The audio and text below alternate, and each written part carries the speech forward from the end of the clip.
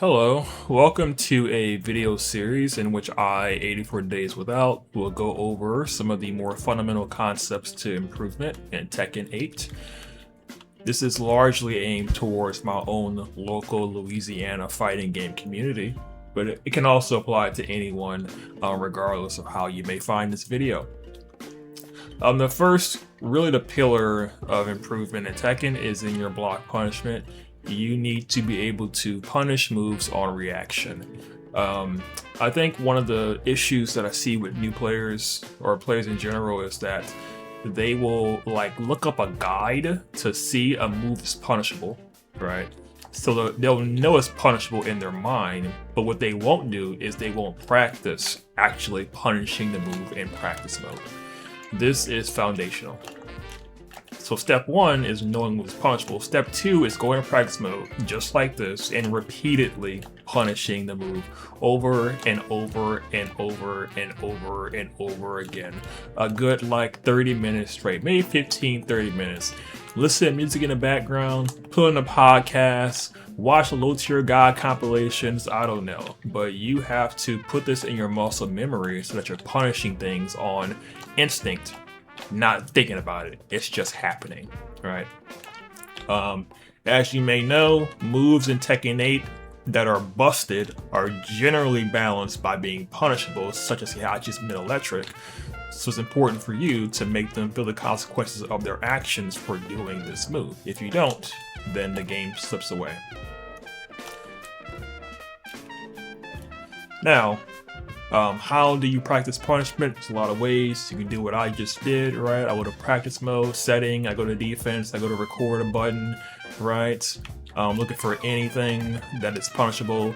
I think about recent matches that I've played and characters that I struggle against, like Heihachi, which is true for me. And I go through their moves and I just practice punishing it optimally. So next time I find them, they will get fucked up. Now, the challenging thing, obviously, is that there are so many characters in this game, right? So how can one be expected to know how to punish every single character? Well, that's not really the expectation. What you want to do is you want to start with a core few characters, or even just one character. Pick some of the most popular characters in the game. Jin Kazama. 9 times out of 10, you boot up rank, you will see a Jin.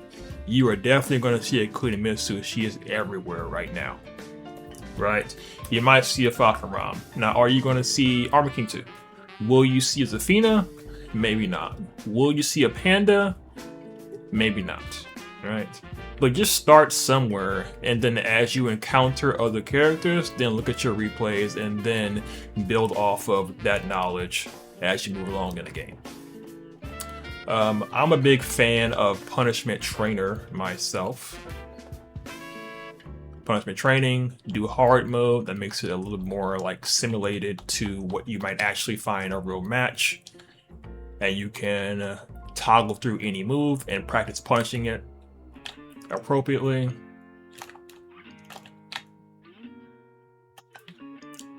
And like I said before, you literally just do this repeatedly. Like you're studying for a final exam for 30 minutes. Is it nerdy? Yes. Is it required to get really good at the game? Yeah, it is. So you have to do it. There's no ins, outs, or buts about it. Now, chances are that you, as a player, already knew that block punishment was important. I mean, how could you not, right? That's just a tenet of fighting games. But you can know it, but do you actually do it? Do you actually practice your block punishment? I'm talking to you, person that is listening to this video. Do you practice your block punishment? Be honest. Do you sit in the lab, like I'm doing right now, pick a character, do a move, and then just practice punishing it repeatedly? Do you? Well, I'll tell you, if you don't, you're not good at this game. You're just not, and you can't be, because this is what every good player does to get to where they are. So if you're really serious, you will take it to the lab. Whatever character is frustrating you, whoever your friends play, because you don't want to lose to your friends, right? Practice just like this. June, and like the first 2 months of the game, new character, right? To a lot of people, unless you played Tag 2, I main June. And in my local scene, we have one of the best gens in the world in Allocution. I would continually do this exact move, down forward 4, which is a 15 frame counter hit launcher that knocks down on normal hit and tracks really, really well to a weak side. And at least to a 100 damage combo on counter hit. Just trust me. He did not punish it correctly, not one time, because he did not yet have the muscle memory to punish it, which is understandable, right? New character, new move. So what does he do? He goes to Twitter after losing that tournament and he tweets like 17 times in a row, I will punish June down 4-4, I will punish June down 4-4, I will punish. As if he were Bart Simpson writing lines on a chalkboard. What does he do next monthly? He punishes this move every single time perfectly, which forces me to then adapt to him because I would lose that tournament. Because all of a sudden now I have someone in my backyard in my local scene who actually could punish my character properly.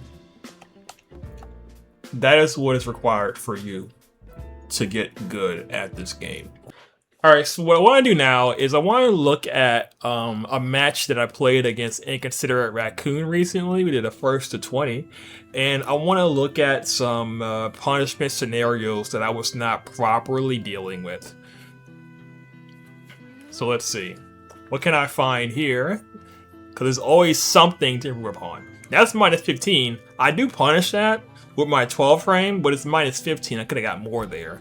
This is minus 10. I do nothing at all. I do a 12 frame there. It's not minus 12, it's minus 10. I'm punishing wrong because I do not have that muscle memory built in yet. That's minus 14. This is minus 14. And I do my 10 frame punishment crouch. That's not good enough. That's not good enough, right? I could have killed him right there. Now, I'm going to still win this because, hello, Jun Kazama. That's minus 13. I do nothing. I'll still win because Jun's kind of busted in heat, but, you know, I could have killed him and increased my odds of winning that match right there. So I'm going back to that round. I'm looking at all this again. I'm going to go back to that minus 15 situation.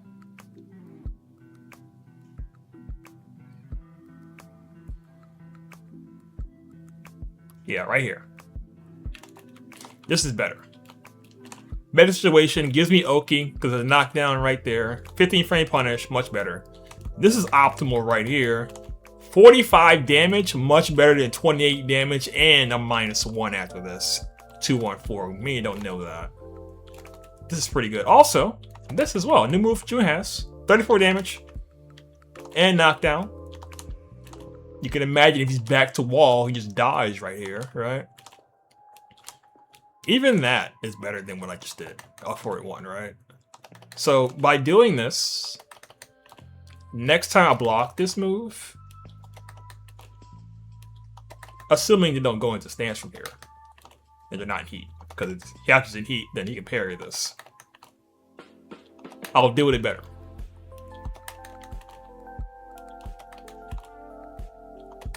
Okay.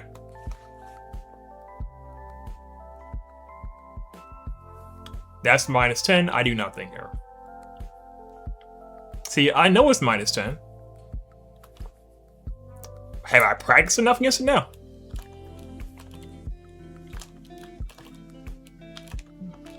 And a 481 covers everything. I don't need to do anything else here. I could do this into that, but ideally a 481 gives me the most bang for my buck, essentially. So I should have this on lock. Now, another layer here is that it's a separate video, but it's also movement options that I know about Ayashi. I can sidestep right and duck like that, but that's something else entirely. This is just punishment right now.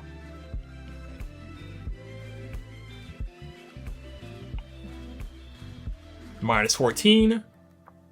I know it's minus 14, but I really actually blocked this low.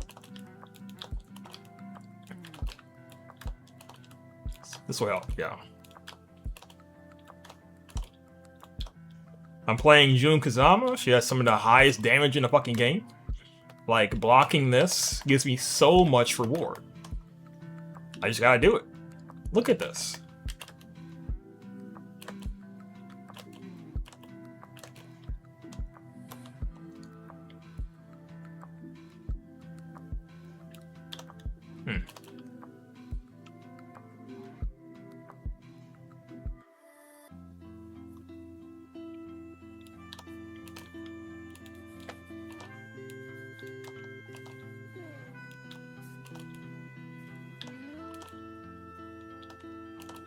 That's all it is.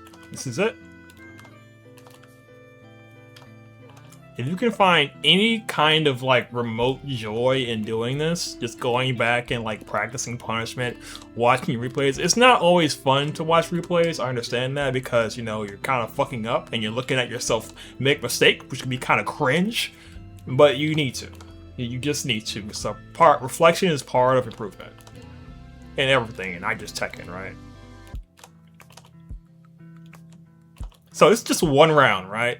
This is one round against Raccoon Heihachi, but this alone is going to help me with that muscle memory of knowing when I should be punishing things, right? It's vital. Now, what I'm going to do here, take it to another level, is I'm going to go ahead and set the computer to do some of the moves that I was not punishing today. The mid wing God fist, down forward 1-2. Right, those two things for sure.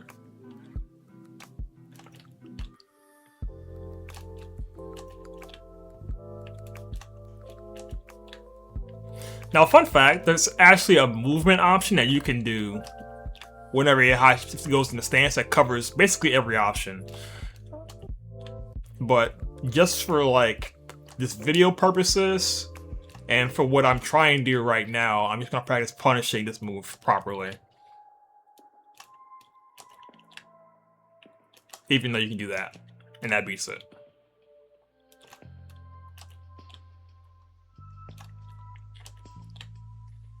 See? So the next time that I face an Heihachi, the chances that these moves will go unpunished will be much lesser, which will marginally increase my chances of winning that match.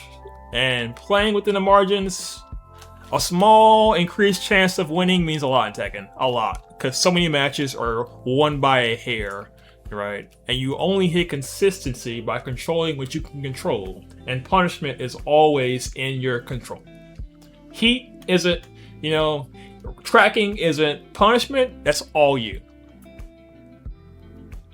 It is more important than ever in Tekken. So what else? You know what? I'm gonna throw something else in there too. Let's do this. How about that? Alright, minus 16. I don't punish enough either. What about this? While standing 4-4. Remember that in stance? Now what I don't know is, in the replay as you saw, Raccoon didn't cancel in the stance, did he? He really didn't. So if he doesn't cancel, do I still get a punish here, or can he block? I don't know. Let's see.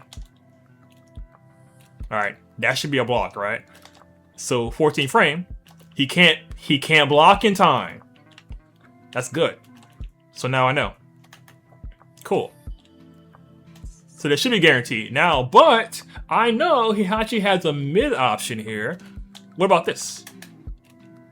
That's a mid and an armor move. Does that beat it? It doesn't. 15 frames guaranteed. Crucial. See? So now I know. I want to do this. This is what I want to do. I want to down forward for him, because if he goes in the stance and doesn't move, he's dead. He just dies, right? I don't know about you. This is mad exciting to me. Like, I love this part of Tekken or I'm just getting better. I'm getting better not playing anybody. Just from labbing. Heihachi, Mishima. At 1 o'clock on a Wednesday. Feels great to me. Okay, so now I got these moves, this move, this move. Let's do this. Okay. Dead. Okay.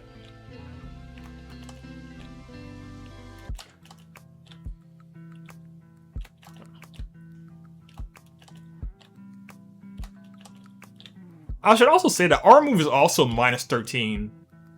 I should practice like punishing the R move too.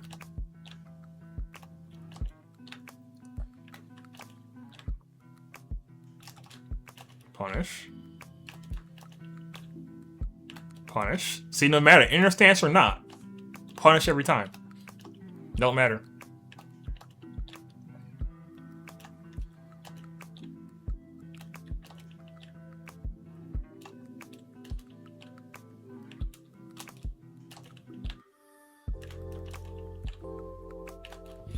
I'm not getting the forward 2 though. I thought I put that there. There we go. Yeah. See? Oops. See? Bad bet right there. Can't jab right there.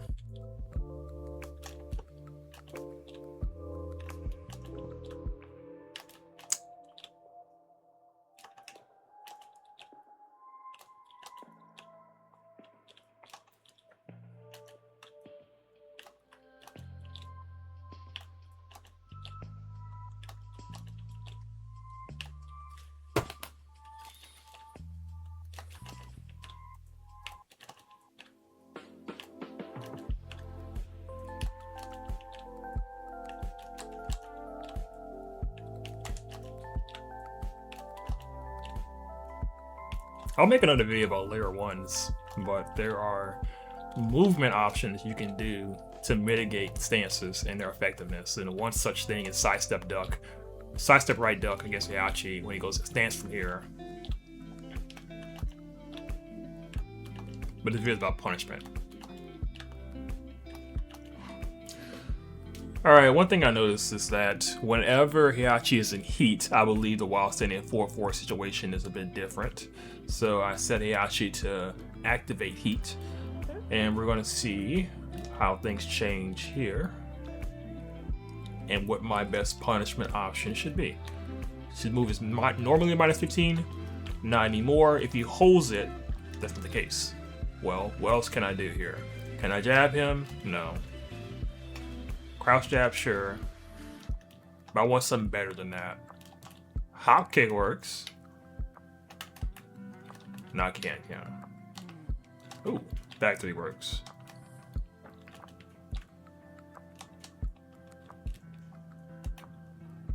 Okay. So, probably,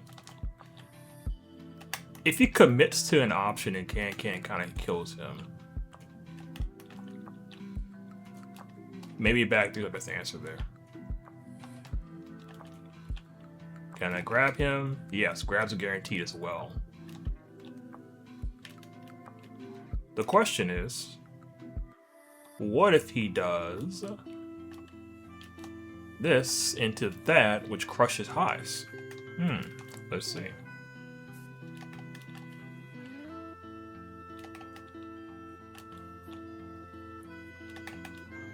That might be the sauce. You probably just want to grab him right there. Okay, so I'm going to drill this then. Specifically when he hatches in heat. Then I don't just down forward for him, then I grab him. Okay. So now I'm going to practice all of these things at once. I'm practicing punishment once again. Oh, that was a mistake. Okay.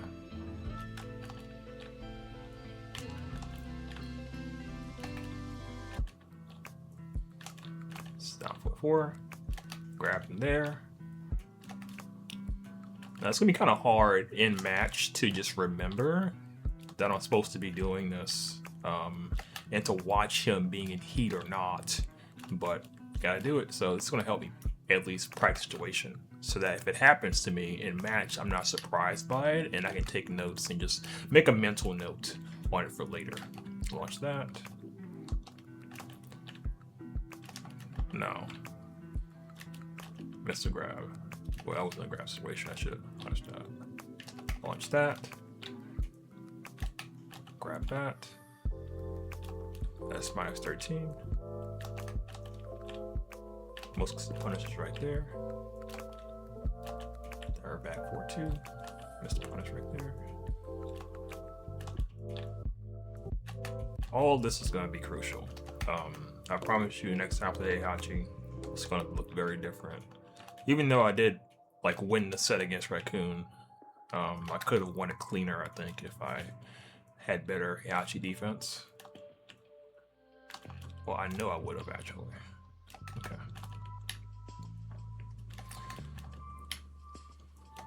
And even like, there will be cases where Heihachi players, they'll do this stance, but they'll press a button right afterwards. Even if they're not in heat, right? So, there's a chance also the grab will counter hit them for that reason. So it's a good option overall.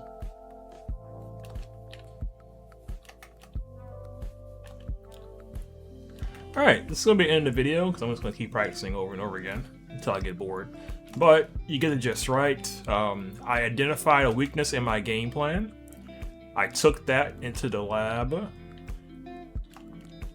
And now I am practicing that because I know the results will pay off next time that I play. A few hours later.